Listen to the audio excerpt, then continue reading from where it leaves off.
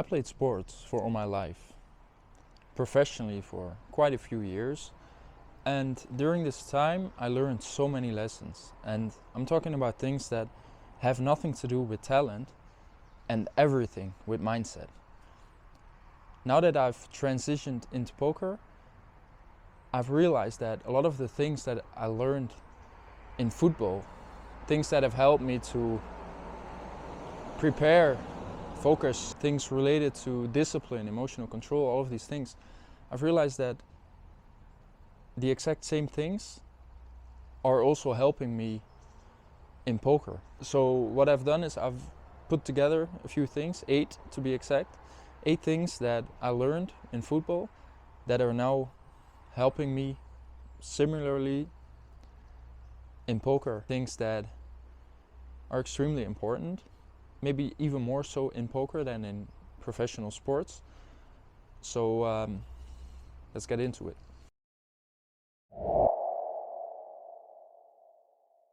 So number 1 is discipline over motivation. Now, in sports, so I played football, right? So let's say in football, let's say you're midway through the season and you have a game on Saturday. You spend the entire week preparing for that game. You're training, you're taking care of your body, you're sleeping well, you're eating good food, you are preparing mentally by reviewing your opponent, and you do everything for about a week long to optimize your position on Saturday, right, to be successful. Now, let's say you spend this entire week preparing, and then on Saturday you have the game, and the game goes very bad. So you lose the game, you played very bad, and now after the game you have this very negative, shitty feeling because you put all this energy into making sure that you're ready to perform, and it doesn't go the way that you planned it or maybe you had hoped for, right? Now this can be quite tough mentally because the next day you have to show up to practice because you have to take care of your recovery, and maybe you have like video with the team where you analyze what went wrong and what you can do better next time. But the thing is, you might not feel very motivated one day after a bad game, but still you show up. It's just one game, and losing a game and playing bad, that's gonna happen if you're playing competitive sports. It's just part of it. It's always the next game that's important. And this is also the beauty of sports, I think, because it doesn't just work this way, it's also the other way around. If you had a great game, let's say you won an important game 1-0 and you scored the winning goal, then you have this like the opposite feeling. You feel very happy, right? But then it's the same thing. The next game is gonna come, and this was just one game, and it's always the next game that's important. So in sports, you're showing up the next day no matter what to do the same recovery and analyze the game regardless of the result of the game. And this is very good because you always show up, you know, so it doesn't depend on you, whether you feel motivated the next day or not, whether you're so happy because you won a good game or whether you feel down because you had a bad game. It doesn't matter, it's the same. Next day you show up and you analyze and you end this game. So you stop thinking about it and you start preparing for the next game. Now if we look at poker, it is very similar in a way where you also don't want to be dependent on your motivation any specific day, because motivation is too inconsistent, right? You cannot build on it.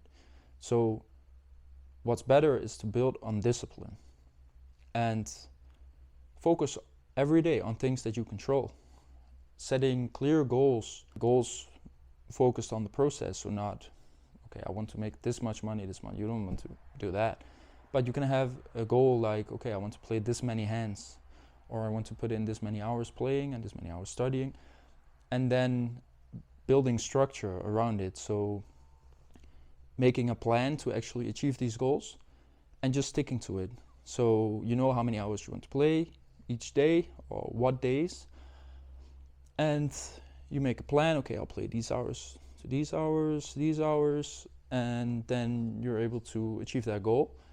And you show up every day, whether you feel like it or don't, so to say. And of course, one day you're gonna feel sharper and more motivated than the other day.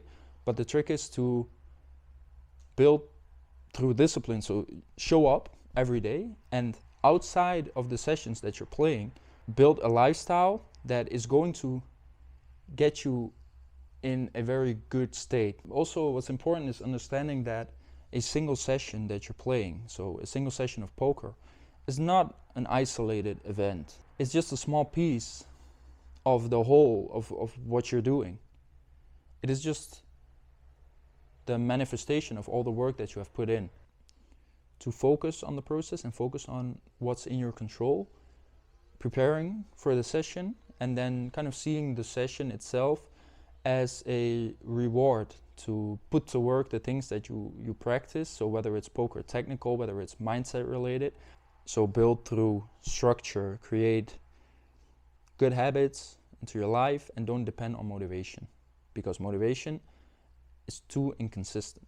Number 2, emotional control or tilt management. So in sports, a lot of the times things happen that are outside your control, whatever it might be. For instance, a bad decision by the referee. Maybe you deserve to get a penalty, but the referee doesn't give it for some reason.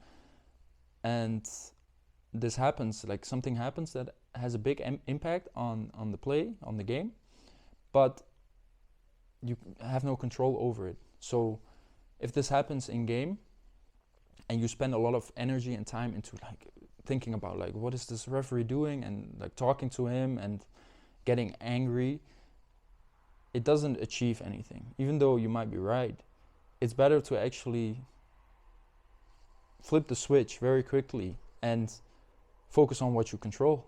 And in football, this is always the next play. It's always the next play. That's where you have an influence over. So you don't want to spend time and energy into something that you have no influence over. So in poker, the same thing applies, because you also don't want to put your energy into things that you don't control, like what cards are coming off or the action of your opponent, like something you don't control. And the thing is, it is completely trainable. Your emotional control, you can train it, you can practice it, and you can get better at it.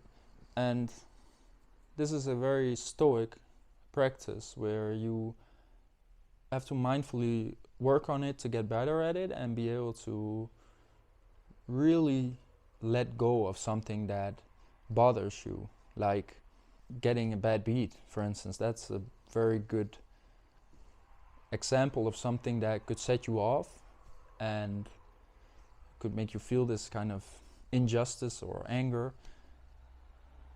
But dealing with it is extremely important. You can just train it for yourself and slowly get better at it over time. That is a big edge to potentially have.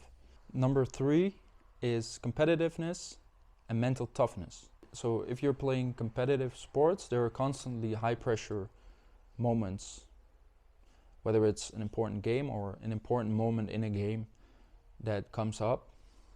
Like it happens over and over. You play an important game, there's more pressure on it. You have to win the game.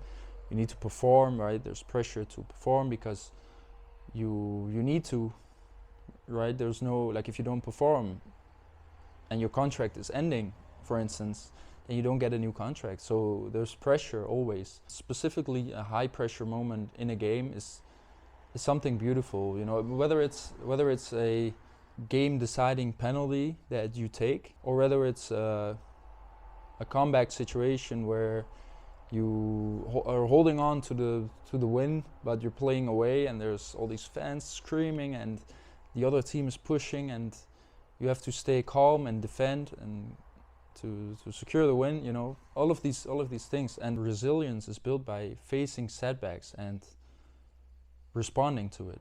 Now, poker is full of high pressure spots and setbacks, whether it's a bad beat or a big pot against a strong opponent or a tournament bubble. Like these high pressure spots come up very often, and the goal isn't to avoid them and being scared of them. The goal is to seek them out, to look for these moments, because they're an opportunity for you to excel. And depending on your mindset, you can be someone who crumbles every time the pressure gets high, or somebody who excels. And this is just completely mindset. Like if we go back to sports, you know how there's always a player, whether we're talking about football or basketball, whatever sport, there's always certain players that always seem to rise up to the occasion when it's a very high pressure spot, and other players that actually do the opposite and always crumble under the pressure. You want to be the person that is looking for these spots and seeing them as an opportunity to do something great, and understanding that failing at them is just a part of getting better and learning and going for it again the next moment. But you have to get out of the comfort zone and actually pull the trigger in spots and take the risk, and you'll fail and you'll fail again and again, and it doesn't matter. You just keep going and you learn from what you're doing, and you will become more comfortable with high pressure spots because you've been in the spot multiple times, and the failing that happens is just a part of the growth. So the important point in this one is to look for high pressure spots and building a mindset where you don't shy away and you don't try to avoid them, but you just go for it. You go for it, and then if you fail, that's okay. Then afterwards you can analyze it, and that way you can actually improve. If you always avoid these spots, then you won't get better at them. Number 4, studying opponents and game IQ. So in sports, you're always studying the opponent that you're playing. Before every game, if you play at a decent level, you will watch video of the opponent and you will analyze their game. So how do they play? What are their strengths? What are their best players? And how can we defend against that? And then what are their weaknesses and how can we exploit their weaknesses, and how can we build a tactic together that we can combat this team with, right? And you do this over and over again. And even small edges matter. Like for instance, so I played as a striker in football. So a thing would be that if you are pressing, you always play against 2 center backs most of the time. And if one center back is a lot more comfortable on the ball and he's a lot better in the build-up phase, then you don't want to let him on the ball. So you cover him and you make sure that the other player gets the ball, who is a lot weaker. And so you force the ball to the worst player because he's going to make more mistakes. And this is just a small example of a lot of things that you take into consideration, right? If somebody has a very strong long ball with his left, well, then you cover his left and you force him to the right. So as a team and individually, you're constantly looking for these tiny edges and building a strong tactic to play against a certain team. And in poker, as in sports, the edges are also in small details, and everything matters. There's information everywhere, and just paying attention to everything that happens can be potentially a big edge to have. I spoke to one person a couple days ago, and we were talking about poker, like live poker, online poker. So this person did not play himself, and he didn't know that much about it, right? But he asked me, like, in online poker, how do you even get an edge, right? Because people view it as though you cannot see the person you're playing against. How can you get any tells, right? Like, because it's always in the movie, it's like this live tells that make the big difference and all that. And I tried to explain to him, like, even though you cannot see the player, there's information everywhere, and there's so many tells.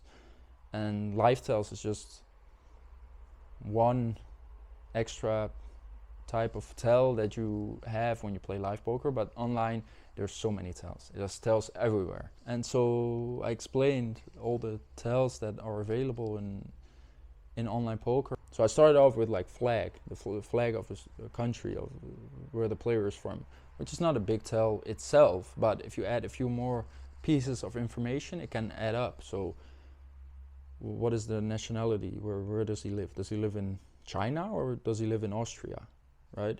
How many tables is he playing? Is he playing a full stack or is he playing a short stack? You have the HUD stats, obviously, whether it's an external one or one that is like on the side. So how many hands does he play?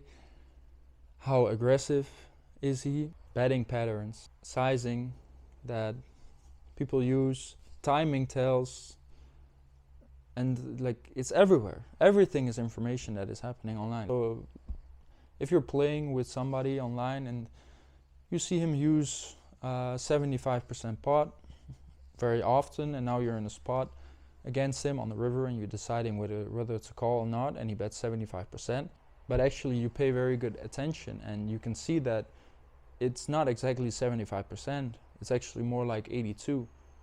So now you know that he clicked the 75% button and then made it like a scroll up with his mouse to bet just a little bit more. Now this could be a sign that he just tried to get a little extra, you know, he's just a little bit greedy. Like he clicked 75, but then he made a scroll up just to make it a little bit bigger, right?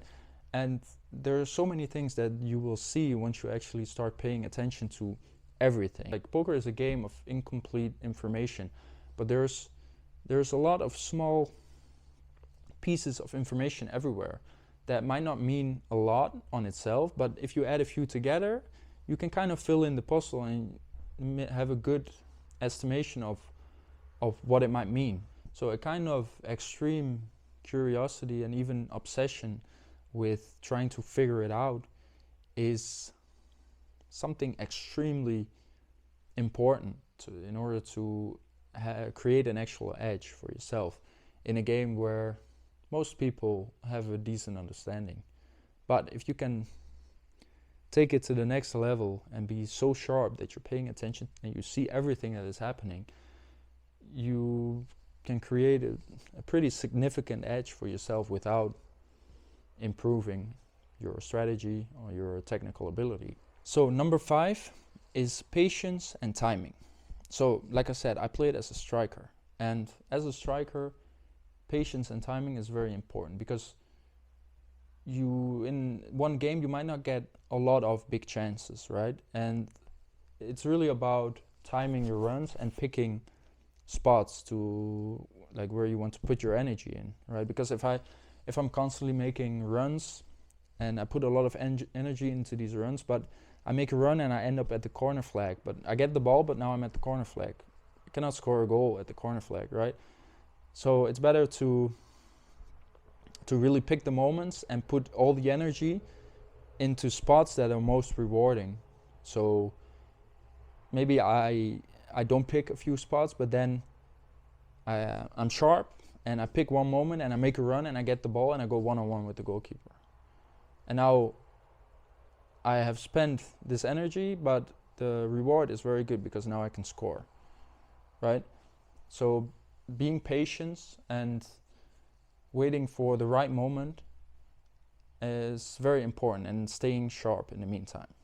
Okay, so in poker, this again is extremely important and a very nice concept where, so let's say I'm playing a session and I have a tell on somebody that somebody is bluffing way too much, so he's over bluffing a lot of spots, and now I'm playing a pot against him and he takes a certain line, we get to the river and he bets, and so I have this information that this person is over bluffing, which might be a very good reason for me to call a lot wider, right? But now when I actually think about it a little deeper, this exact spot, he just is going to have a lot of value hands, and maybe this is not the best spot for me to bluff catch. So even though I have this information on the player, which is a very big edge, I don't have to act on it right away. If the situation is not great, then I don't have to use the information. And I can be patient and I can wait for a better spot. Forcing any action is not the way that you want to be playing the game a lot of the times. Also bluffing, like if you're making a big bluff, but it kind of feels forced and unnatural, it's probably not a good bluff. Like the best bluffs will come naturally. The spot will just come up and it's beautiful. And those spots you want to take because they come naturally and they feel believable. So they also feel believable for your opponent, right? So don't chase any action is kind of the point here. And good spots will come up, and it's more about picking the right spots and being patient when the spots don't come up and not try to force the action. Number 6 is confidence without ego.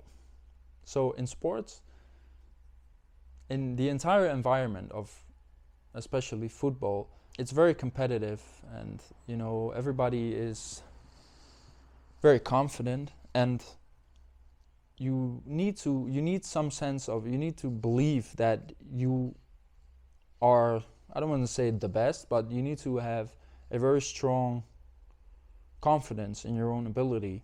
If you don't have confidence in your own ability, then it's impossible to do well, right? But you also don't want to take it too high where you become arrogant and you think, I'm the best. Like, it needs to be a good kind of confidence where you believe in your own ability, but you still want to improve, and you're still open to feedback, and you're still open to learning from other players, and still looking to improve. Even though you believe in your own ability, you still want to improve your game. So it's kind of a sweet spot in the middle. Like the best athletes, they stay kind of humble and coachable, even though they already know so much and they're already so good. They also have this kind of obsession with improvement and are always looking to get better. So in poker, you also need this confidence in yourself to make bold plays and trust yourself when a spot comes up that it's a good spot and that you take it, and you take it with full confidence. But then you also need the humility to review and analyze your play afterwards and go over it objectively and kind of question everything still.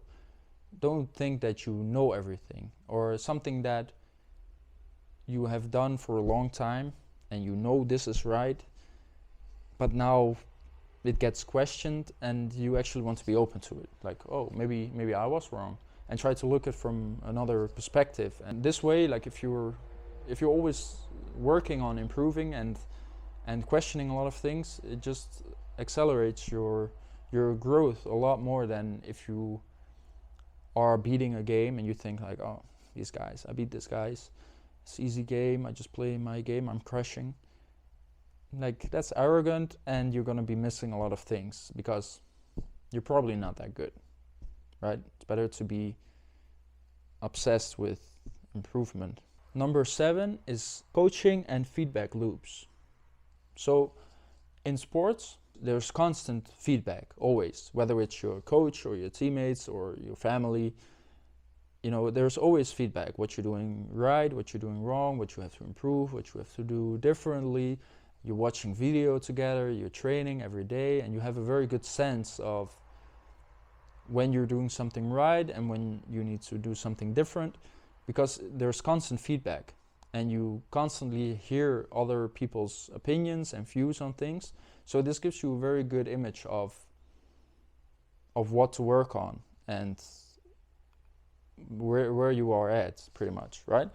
Now, feedback loops in poker can be a lot of different things as well. It can be someone you're studying with, someone you're discussing hands with, or a coach. It can be you're working with a solver, sharing hands with someone and just discussing different lines. There's a lot of different potential feedback loops in poker, and this is very important because, for instance, sharing hands and discussing new lines, it creates a different perspective and it accelerates your growth. So the last thing is flow state and focus. So in sports, there is this moment where you have a complete flow where you play this crazy pass and it fits perfectly, and everything that you do works out, and you feel completely in the zone where you don't notice anything else that is happening. You're completely immersed into the game, but it goes effortlessly. You're so locked into the moment that all the distractions disappear, and the game is the only thing that is happening, and you're just completely locked in, right? So this is flow state. And flow state in poker is the same as in sports, where everything feels effortlessly, and like reads come to you intuitively, and you feel like you're on top of every spot, and you're figuring, like, you see what is happening all the time and what people are trying to do, and you're just so sharp and you pay attention to everything. And this flow state is you playing your A game. That's what it is. That is your A game. Once you have this moment, if you recognize what I'm saying, where you're completely locked in and you feel like you're absolutely crushing the game, and it doesn't cost you any effort, it just comes naturally. That's your A game. And the trick is,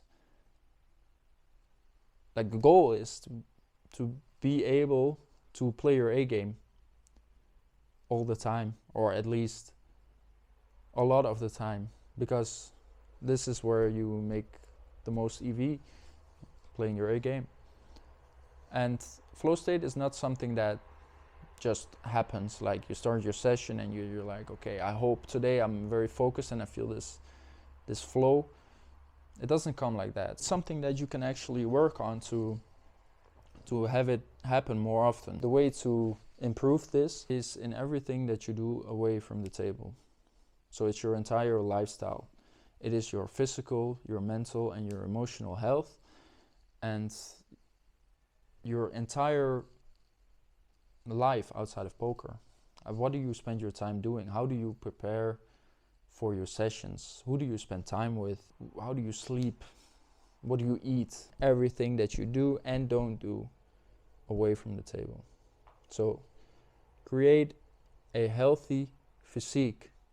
Eat good food. Take care of your mind. Sleep well.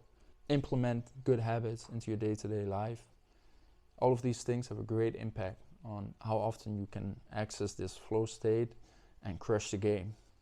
So these were 8 things that I got introduced to being in sports for many years, and things that I've practiced throughout these years and have gotten better at, things that are now still very valuable for me and maybe for you as well.